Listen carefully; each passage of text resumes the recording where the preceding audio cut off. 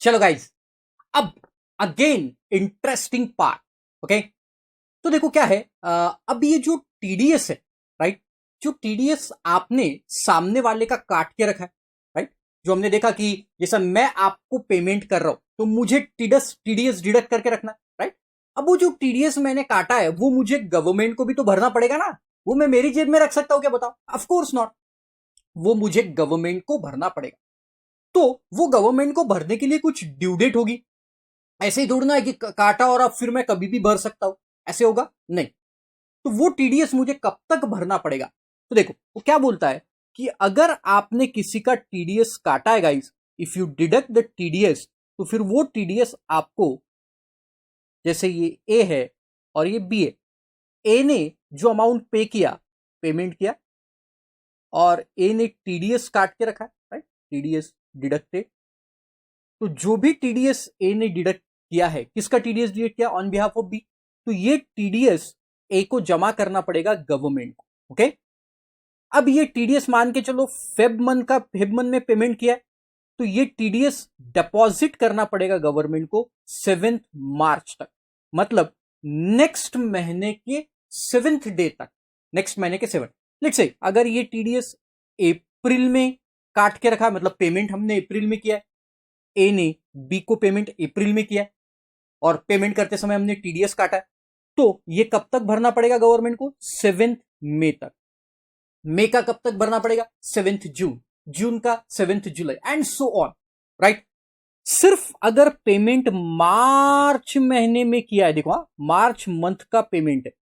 अब ए ने बी को क्या किया? कोई कोई सर्विसेज का या फिर कोई कॉन्ट्रैक्ट का पेमेंट ए ने बी को मार्च मंथ में किया, तो वो मार्च मंथ में अगर पेमेंट है और हमने टीडीएस काट के रखा है, तो जो टीडीएस गवर्नमेंट को भरना है वो भरना है 30 अप्रैल तक, 30 डे ऑफ अप्रैल तक भरना। अरे बात को समझे? तो सिर्फ मार्च महीने की ऐसी बात है जब टीडीएस गवर्नमेंट को 30 अप्रैल तक भरना। इसका रीजन सिंपल है, क्योंकि मार्च महीने में पूरे बुक्स ऑफ अकाउंट फाइनल करना पड़ता है। आपको रीजन भी पता होना चाहिए, राइट। तो बुक्स ऑफ अकाउंट फाइनल करने में टाइम जाता है थोड़ा सा, तो इसलिए गवर्नमेंट ने वो मार्च महीने के टीडीएस को थोड़ा सा पोस्टपोन कर दिया। 7 अप्रैल की जगह अब 30 अप्रैल तक आपको वो टीडीएस जमा करना है, बाकी सब केसेस में 7 डे ऑफ नेक्स्ट मंथ। तो देखो, what is the due date for depositing of TDS, मतलब मैंने जो टीडीएस काट के रखा वो मैं मेरे पास नहीं रख सकता है, मैं बार बार बता चुका हूं आपको। तो वो टीडीएस मुझे अब गवर्नमेंट को भरना है, तो उसकी ड्यू डेट क्या है? देखो, the tax deducted at source must be deposited to the government by 7th day of the subsequent month. Subsequent मतलब अप्रैल का है तो 7 में, अगर अक्टूबर का है तो 7 नवंबर, and so on, next month के 7 डे तक। Okay, then how to deposit TDS. अब नेक्स्ट सवाल आपके दिमाग में आएगा, सर प्रैक्टिकली बताओ ये टीडीएस डिपॉजिट कैसे करें। तो देखो, गवर्नमेंट ने 281 नाम की चालान दी है। 281, ध्यान से सुनना, 281 ITNS 281 नाम की एक चालान है। वो 281 देखो मैं आपको बताता हूं, प्रैक्टिकली अपन सब चीजें करके देखते। देखो, पे टैक्सेस ऑनलाइन, अगर आप गूगल में टाइप करेंगे पे टैक्सेस ऑनलाइन, तो अगर आप करेंगे तो आपको ये एनएसडीएल का एक साइट खुलेगा। NSDL, E payment of tin, ऐसा नाम का एक साइट खुलेगा, ई पेमेंट ऑफ टीन। अब ये जैसे ही खुलेगा तो आपको यहां पे इतने सारे टैब्स दिखेंगे, दिख रहे हैं आपको? तो इसमें देखो, एक पहला है टीडीएस और टीसीएस। इसका अगर आपको पेमेंट करना है गाइस, तो आपको 281 नंबर की, देखो वहां पे लिखा है चालान नंबर ITNS 281 नंबर की चालान है। ओके, अब अगर आपको इनकम टैक्स पे करना है, जैसे देखो कोई पर्सन है जिसने इनकम कमाया और साल के एंड में उसको टैक्स भरना है, तो फिर उसके लिए चालान है 280 दिख रहा है आपको? 280 नंबर का टैक्स।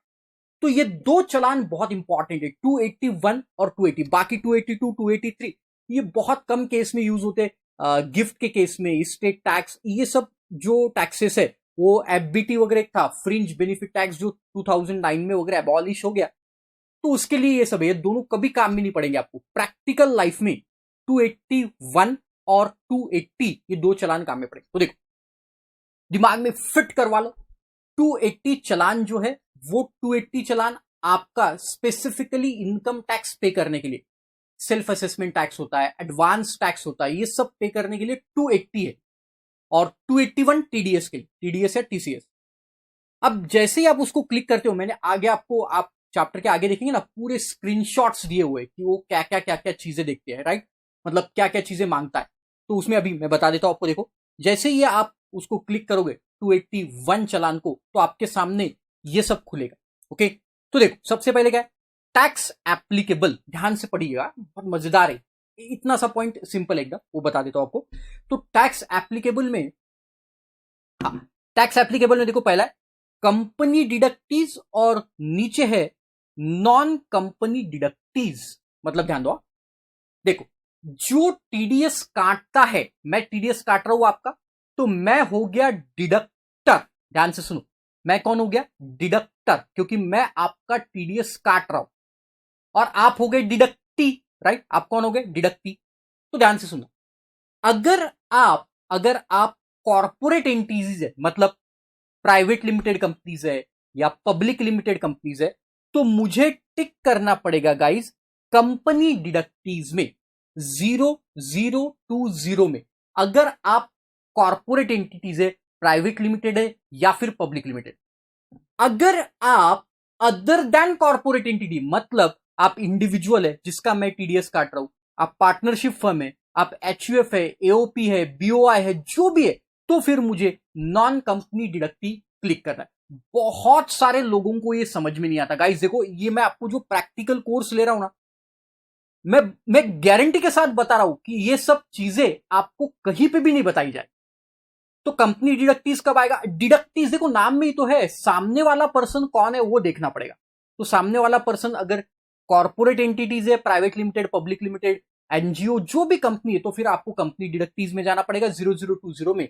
और अगर सामने वाला पर्सन अदर देन कंपनीज है, तो 0021 में हमको पेमेंट करना पड़ेगा। ओके, क्लिक करने के बाद टाइप ऑफ पेमेंट क्या है, देखो TDS payable by the tax payer और टीडीएस ऑन रेगुलर। मतलब आपका कोई असेसमेंट हुआ होगा, वो असेसमेंट ऑफिसर ने किया और उसने बोला कि अब आप ये डिमांड भरो असेसमेंट की, तो फिर आपको 400 में जाना पड़ेगा, है ना। बट रेगुलर जो 7th day of next month को पेमेंट करते, उसमें आपको ये टीडीएस 200 पे करना पड़ेगा। लेट से आप कॉर्पोरेट एंटिटी नहीं है, हम क्लिक करते, फिर हाँ आप रेगुलर 7 दिन वाला पेमेंट कर रहे हो, फिर नेचर ऑफ पेमेंट किस चीज का है, तो ये सब आपको सेक्शन आएंगे, कौन से सेक्शन में आपको पेमेंट करना है।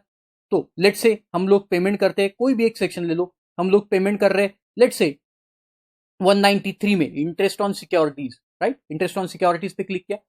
फिर आप नेट बैंकिंग से कर रहे हो, डेबिट कार्ड से, आपका बैंक डिटेल डाल दो, जैसे मेरा बैंक मान के चलो यूनियन बैंक है, तो मैंने डाल दिया। आपका टैन नंबर यहां पे पुट करना पड़ेगा, जो भी आपका टैन नंबर रहेगा। फिर ये मैंडेटरी फील्ड नहीं डाला तो भी चलेगा, आपका सिटी, आपका स्टेट, पिन कोड, ये 3 मैंडेटरी फील्ड है। और फिर ये कैप्चा डाल दो। कैप्चा डालने के बाद आपको बैंक पे रिडायरेक्ट, पहले तो आपको पूछेगा कि टीडीएस कितना अमाउंट है ना, बैंक पे रिडायरेक्ट करके टीडीएस कितना अमाउंट है, और फिर उसका आपको पेमेंट करना पड़ेगा। मैंने चैप्टर के लास्ट में, टेल यू, चैप्टर के लास्ट में मैंने क्या किया है, आपको इसका स्क्रीनशॉट भी दिए हुए है। बहुत केयर करता हूँ गाइस मैं आपकी, देखो आई टेल यू, ये चैप्टर के लास्ट में मैंने आपको इसका, देखो ये स्क्रीनशॉट दिए हुए, 281 दिखा आपको, 281। तो ये 281 चालान को आप क्लिक करेंगे, फिर आपको क्या क्या पूछेगा ये दिया है यहाँ पे, असेसमेंट ईयर वगैरह डालना है आपको। फिर ये मैंने सिलेक्ट करके दिया कौन सा असेसमेंट ईयर, नेट बैंकिंग क्या है आपका, टैन नंबर, ये ईयर वगैरह, ये सब आने के बाद फिर आपको क्या होता है, ये ऐसा एक विंडो दिखेगा जिसमें आपको दिखा हुआ रहेगा 021 200, मतलब रेगुलर पेमेंट कर रहे हो आप, कौन से सेक्शन के अगेंस्ट में कर रहे हो, नागपुर महाराष्ट्र, राइट। उसके बाद आपको ऐसी एक चलान जनरेट होगी, राइट, जो भी आपकी एंटिटी रहेगी वो उस टाइप में ऐसे एक चलान जनरेट, राइट। या ऑलरेडी मैंने आपको सब कुछ दिया, ग्रेट। चल, तो बहुत सिंपल है, 281 चलान। ओके, तो बता दिया how to deposit the TDS, कौन से चलान में डिपॉजिट करोगे, 281 में। ओके, ना coming to the next topic. अब सवाल यह है कि मैंने टीडीएस काट लिया, देखो ध्यान से सुनो अगेन, अब ये टीडीएस तो मैंने डिडक्ट कर लिया और गवर्नमेंट को भी भर दिया, गवर्नमेंट को भर दिया। अब ए ने बी का टीडीएस काटा और ए ने वो गवर्नमेंट को डिपॉजिट कर दिया, गवर्नमेंट को डिपॉजिट कर दिया। ना अब सवाल उठा कि ये बी कैसे ए पे ट्रस्ट करेगा। ये बी, ध्यान से सुनना, ये बी ए पे कैसे ट्रस्ट करेगा गाइस कि ए ने प्रॉपर टीडीएस काट लिया है और गवर्नमेंट को, मतलब टीडीएस तो काटा ही उसने, क्योंकि देखो अगर मान के चलो ए बी को 1 लाख रुपए का पेमेंट करने वाला था, राइट, तो उसने कितने का पेमेंट किया, सिर्फ 90,000 का पेमेंट किया, राइट, और 90,000 का पेमेंट करके 10,000 रुपए उसने काट ली, राइट, 10,000 रुपीज काट लिए, और ए ने बी को बोला कि मैंने ये 10,000 रुपए जो है ये मैंने गवर्नमेंट को तेरे बिहाफ में भर दिए, राइट। तो ये 90,000 रुपीज का पेमेंट जो नेट पेमेंट है, ग्रॉस पेमेंट था 1 लाख रुपए का, ग्रॉस पेमेंट था उसका 1 लाख रुपए का, और 10,000 रुपए डिडक्ट करके नेट पेमेंट कर दिया 90,000 का ए ने बी को। ओके ना, अब ये 90,000 जब बी के पास गए, बी ने बोला ठीक है, माना भाई मैंने, तूने 10,000 रुपए गवर्नमेंट को भर दिए, बट मुझे उसका कुछ प्रूफ लगेगा, है ना। ऐसे ए के बहुत सारे लोग हो सकते हैं, जैसा ए का पी एक आदमी है जिसका उसने टीडीएस काटा है, टीडीएस काटा और गवर्नमेंट को जमा किया, फिर क्यू एक है, फिर आर एक है, फिर एम एक है, एम एन ओ, ऐसे बहुत सारे लोग हैं जिनका ए ने पेमेंट किया, जिनको और उनके टीडीएस काट के गवर्नमेंट को भर दी। तो ये सब लोगों ने बोला कि देखो यार, हम मानते हम लोग कि आपने टीडीएस काटा होगा और आपने गवर्नमेंट को उसको जमा कर, ओके, हम बिल्कुल मान रहे, कोई प्रॉब्लम नहीं है बॉस, लेकिन इसका हमारे पास भी तो कुछ प्रूफ होना, जैसे ये बी है, ये पी है, ये क्यू है, एम एन ओ, इनका जो टीडीएस ए ने काटा, वो टीडीएस गवर्नमेंट के पास जो गया, उसका इनके पास तो कुछ प्रूफ ही नहीं है, ये जो लोगों के टीडीएस काट के भरा। तो फिर गवर्नमेंट ने क्या बोला, देखो इसके ऊपर और एक लाइबिलिटी डाल दी, और इसको क्या बोला, देखो ध्यान से सुनना, इसको क्या बोला कि देख, ये जो भी लोगों का तू टीडीएस काटेगा, जो भी लोगों का तू टीडीएस काटेगा, इन टीडीएस को डिपॉजिट तो मंथली, देखो हाँ, गड़बड़ मत करना, डिपॉजिट तो आपको मंथली करना है, ए को बोला कि डिपॉजिट तुझे मंथली करना है, बट तुझे और एक काम करना है, टीडीएस का रिटर्न भरना है, रिटर्न। तो टीडीएस पेमेंट और टीडीएस रिटर्न, ये दोनों में कंफ्यूज मत होना। टीडीएस पेमेंट ये रेगुलर प्रोसेस है कि आपने पेमेंट, सामने वाले को पेमेंट करते समय मुझे टीडीएस काटना है और वो गवर्नमेंट को भरना है, दैट इज रेगुलर कोर्स में 7 दिन, नेक्स्ट मंथ के 7 दिन, 7th डे को मुझे टीडीएस काट के भर देना गवर्नमेंट को। अब ये टीडीएस रिटर्न जो है, ये भरना है मुझे क्वार्टरली, ध्यान से सुनो, ये मुझे कब भरना है, क्वार्टरली। जैसे एग्जांपल में बताओ, देखो अप्रैल, मई और जून फाइनेंशियल ईयर से क्वार्टर चालू होता है, राइट, फिर जुलाई, अगस्त, सितंबर, देन अक्टूबर, नवंबर, दिसंबर, एंड लास्ट जनवरी, फरवरी, मार्च, ऐसे 4 क्वार्टर होते, राइट, है ना, first, second, third and fourth, ऐसे 4 क्वार्टर। मतलब आप पक्का यही क्वार्टर समझे ना। हाँ, कुछ लोग वो क्वार्टर अरे नलायक लोग, वो क्वार्टर नहीं, वो क्वार्टर की बात नहीं कर रहे हम लोग, हम पढ़ाई की बात करें। ओके हाँ, तो देखो अब ये 4 क्वार्टर है, अब इसमें जो भी पेमेंट, ये क्वार्टर्स में जो भी पेमेंट किया होगा, जैसे अप्रैल महीने में कोई पेमेंट किया होगा उसको 7 मई तक डिपॉजिट किया होगा, नवंबर में जो पेमेंट किया होगा उसको 7 दिसंबर में, ये सब हमने पेमेंट्स तो कर दिए गवर्नमेंट को, राइट।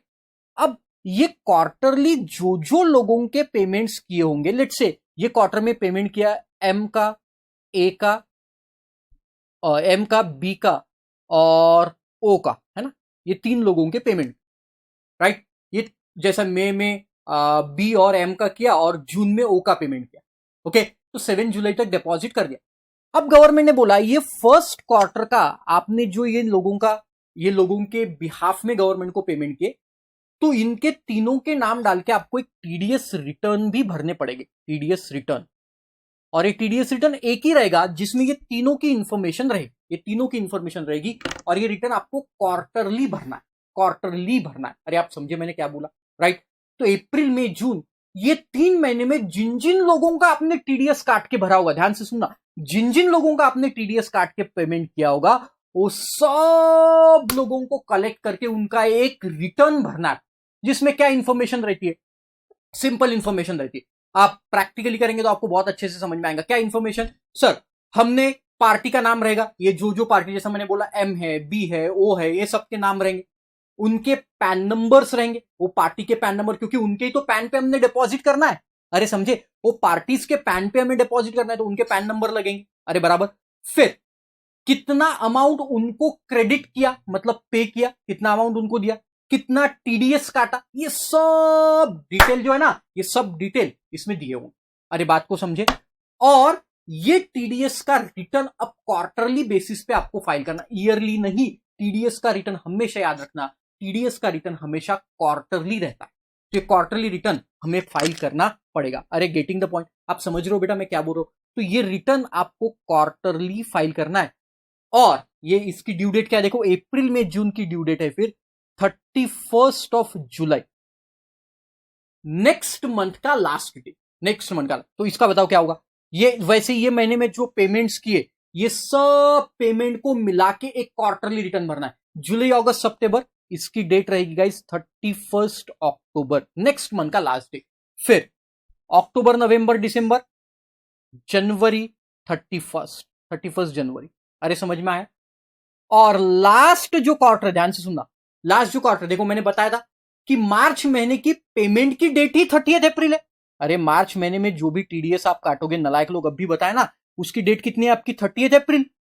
तो यही डेट कैसे क्या आपकी रिटर्न की लास्ट डेट होगी? अरे पेमेंट की ही 30 अप्रैल दी ना मार्च महीने की। देखो, जनवरी की 7 फेब है, फेब्रुवरी मंथ की 7 मार्च है, बट मार्च की पेमेंट की ड्यू डेट उन्होंने बताई है 30 अप्रैल। 30 अप्रैल, क्योंकि बुक्स क्लोज करना पड़ता है पेमेंट के लिए, तो इसलिए गवर्नमेंट ने बोला इसकी ड्यू डेट को, रिटर्न की ड्यू डेट को हम बढ़ा देते, और टीडीएस रिटर्न इसका भरना पड़ेगा आपको 31 मई तक। अरे बात को समझे आप? अरे समझे। तो देखो, बाकी 3 जो क्वार्टर है, उन क्वार्टर्स में जो नेक्स्ट मंथ है उसका लास्ट डे, बाकी 3 क्वार्टर्स में, और लास्ट क्वार्टर में गाइस, लास्ट क्वार्टर में 31 मई ये डेट मानी जाए। अरे समझे? हाँ जी सर, बिल्कुल समझ गए। क्वार्टरली रिटर्न भरना है, टीडीएस का रिटर्न जो है वो आपको क्वार्टरली भरना है। ओके, अब इसके बाद क्या होता है, बड़ा मजेदार है ना। रिटर्न भरने के बाद पहले इतना समझ लेते, देखो टीडीएस के रिटर्न्स जो है, when to file TDS return, जो मैंने बताया, ये रिटर्न आपको कब फाइल करना है? क्वार्टरली। आप यहां पे सिंपल वर्ड में लिख लो, क्वार्टरली।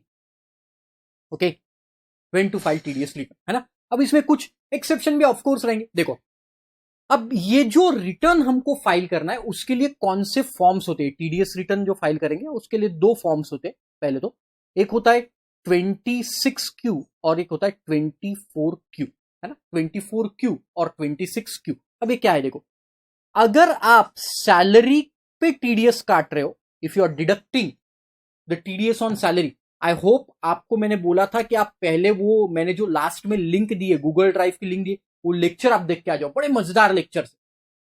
वो लेक्चर अगर देखेंगे ना आपको बहुत मजा आएगा। तो सैलरी का है तो उसके लिए 24Q फॉर्म रहता है, और अदर देन सैलरी जो सेक्शंस है, रेंट है, प्रोफेशनल फीस है, उनके लिए रहता है 24Q, है ना। तो 26Q और 24Q जनरली ये 2 बहुत ज्यादा इंपॉर्टेंट है। प्रैक्टिकल लाइफ में इन दोनों का बहुत ज्यादा काम कर, रेगुलर बेसिस पे इन दोनों का काम पड़ेगा। 24Q का और 26Q का, इतना याद रखना। 24Q ये टीडीएस का रिटर्न है, और ये टीडीएस का रिटर्न किसके केस में? अगर आप सैलरीड पर्सन का 20 रिटर्न टीडीएस काट के भर रहे हो तो उसका 24Q है, और अगर नॉन सैलरीड पर्सन है तो 26Q। अब देखो, अगर आप नॉन रेसिडेंट्स को पेमेंट कर रहे हो, नॉन रेसिडेंट को एक्सेप्ट सैलरी, नॉन रेसिडेंट मतलब मैं एंजुलिना, उसने क्या किया, मेरे घर के फ्लैट, मतलब मेरा एक घर कंस्ट्रक्ट करना है, कहां? गोवा में, समुंदर किनारे, मैंने एक बंगलो कंस्ट्रक्ट किया। अब उसका कॉन्ट्रैक्ट दिया मैंने एंजुलिना को। अब एंजुलिना को जो मैंने कॉन्ट्रैक्ट दिया उसके ऊपर मुझे टीडीएस काटना है, non resident, she is non resident, तो मुझे जो टीडीएस काटना है और उसका रिटर्न भरना है वो 27Q फॉर्म में भरना। 27Q नॉन रेसिडेंट के लिए अलग से, याद रखने की बात। अब नेक्स्ट, प्रॉपर्टी अपन अगर कोई परचेस करते हैं ना, प्रॉपर्टी, वो प्रॉपर्टी जिससे परचेस करे, देखो ध्यान से सुनो, मैंने बताया था टीडीएस में, जैसे मैंने आपसे कोई प्रॉपर्टी परचेस की, आपसे कोई प्रॉपर्टी, तो इनकम किसका है? आपका। मुझे पैसे देते समय टीडीएस काटना है।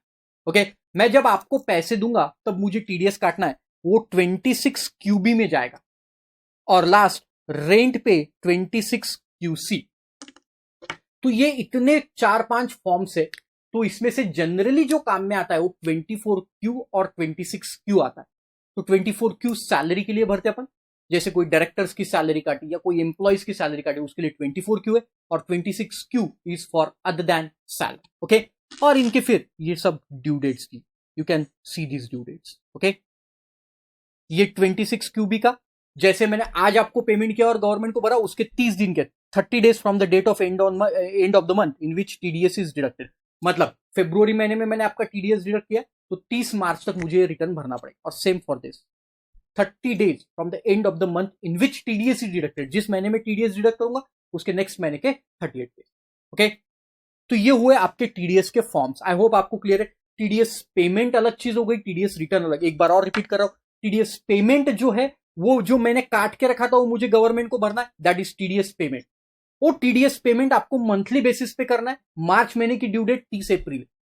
बट अब ये सब लोगों को जो मैंने पेमेंट करवाए वो कलेक्टिवली मुझे गवर्नमेंट को बताना पड़ता है कि इन लोगों के मैंने टीडीएस काटे और जमा किए। उसके लिए मुझे टीडीएस रिटर्न भरना पड़ेगा, और वो टीडीएस रिटर्न यहां पे आएगा।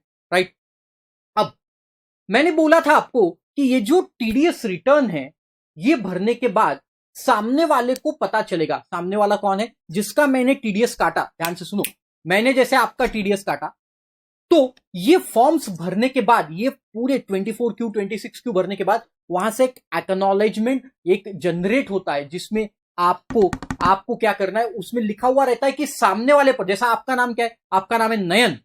तो नयन का मैंने कितना टीडीएस काटा, कितना पेमेंट किया उसको, और कितना टीडीएस काटा, इसकी पूरी डिटेल उस फॉर्म में आती।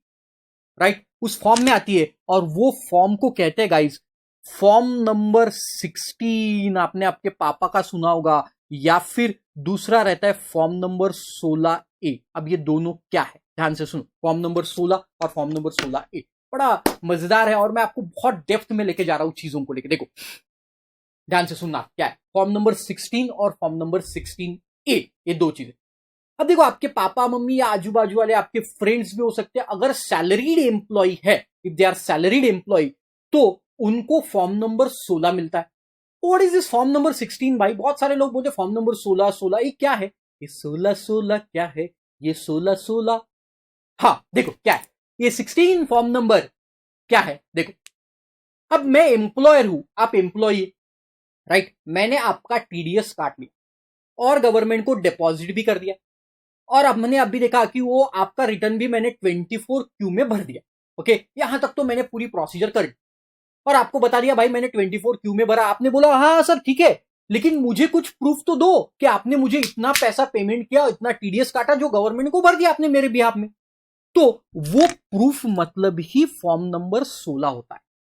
तो फॉर्म नंबर 16 में पूरी इंफॉर्मेशन दी जाएगी कि कितना टीडीएस, कितना सैलरी का पेमेंट मैंने आपको किया है, और आपके बिहाफ में कितना टीडीएस काटा है।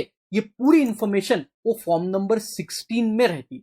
आपको दोनों फॉर्म नंबर 16 और फॉर्म नंबर 16A दोनों के मैंने लिंक दिए, where by you can check कि वहां पे मैंने आपको कितनी सैलरी दी, कितना टीडीएस काटा, कितने आपके डिडक्शन, ये सब वहां पे दिया हुआ। इन द सेम मैनर, अगर कोई पर्सन की प्रोफेशनल फीस है, लेट से उसकी कोई प्रोफेशनल फीस है, या मैंने उसको रेंट पे किया जिसके ऊपर मैंने other than salary, simple words में अदर देन सैलरी है, तो फिर मैं उसको फॉर्म नंबर 16 नहीं, मैं उसको क्या दूंगा, फॉर्म नंबर 16A। चल मैं आपको दिखा देता हूं एक बार, देखो फॉर्म नंबर 16A और 16 का फॉर्मेट मैं आपको दिखा देता हूं। देखो,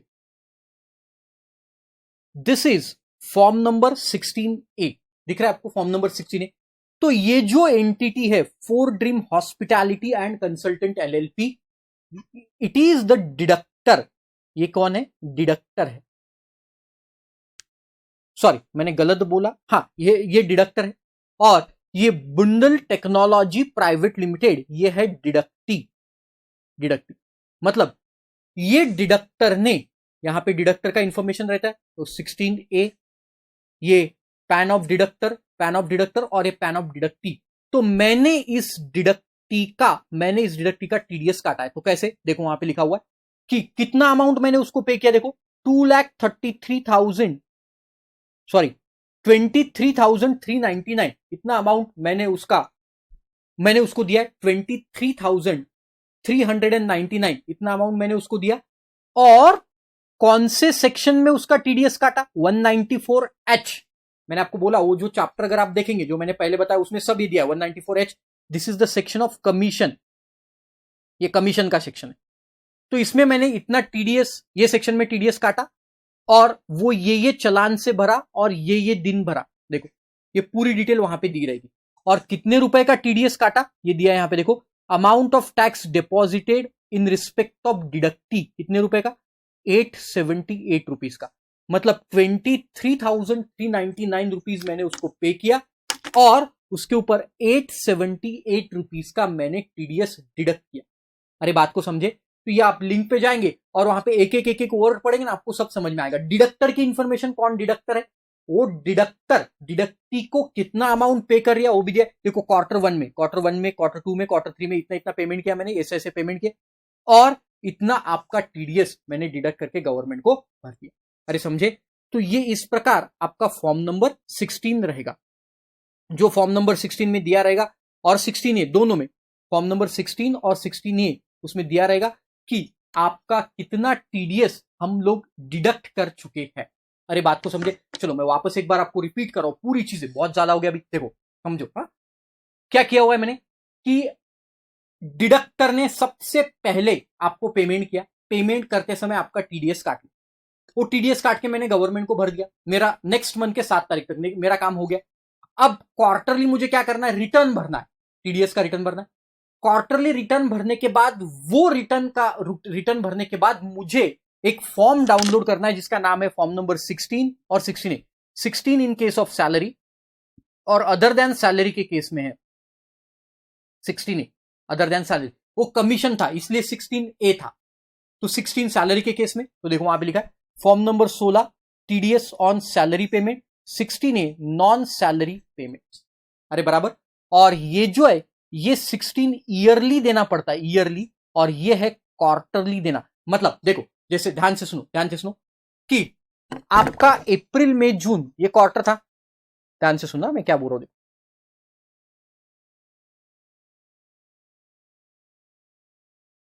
अप्रैल मई जून